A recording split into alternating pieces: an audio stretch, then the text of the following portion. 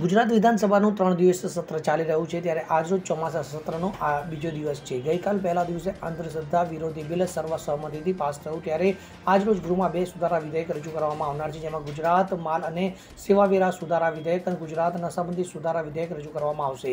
આ કાયદાની જોગવાઈ અનુસાર ગુજરાતમાં કોઈ વ્યક્તિ કે કેફી પદાર્થ, ભાંગ, ગાંજા, મવડાના ફૂલો વગેરે લઈ જતા પશુઓ, ગાડા અથવા વાહનમાં પકડાય તો આ કોર્ટના આખરી ચુકાદા સુધી સરકારે જપ્ત કરેલા વાહનો માલિકોને પરત કરી શકાતા નથી અને કેસના છેલ્લા ચુકાદા સુધી પોલીસ સ્ટેશનમાં રહેતા હોય છે। ત્યારે આ બાબતે ગુજરાત નશાબંધી વિધેયક વિધાનસભામાં રજૂ કરશે, જેથી કરીને નશાબંધીનો ભંગ કરવા બદલ પકડાતા વાહનોની હરાજી કરી શકાય। આ સાથે સત્રના બીજા દિવસે ધારાસભ્ય અરવિંદ રાણાના ટૂંકી મુદતનો સવાલ રહેશે, જેમાં વ્યાજખોરો સામે પગલાં ભરવા અંગે પ્રશ્ન પૂછવામાં આવનાર છે। જ્યારે જયંતિ પટેલ કોલેજના વિદ્યાર્થીને અકસ્માતે મોતમાં વળતર અને સહાયનો સવાલ કરશે। તો આ સિવાય અમિત ચાવડા આણંદ જિલ્લાના ગોપાલપુરામાં આવેલ એક કંપનીમાં આગ લાગતા 4 ફાયર કર્મી ઇજાગ્રસ્ત થયા હતા। તો આ ઘટનામાં કંપનીમાં વારંવાર આગ લાગે છતાં કોઈ ગંભીરતા લેવાતી નથી તે અંગે સવાલ કરશે।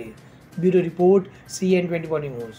હવે જુઓ દેશ દુનિયાની તમામ ખબરો તમારી આંગળીના ટેરવે।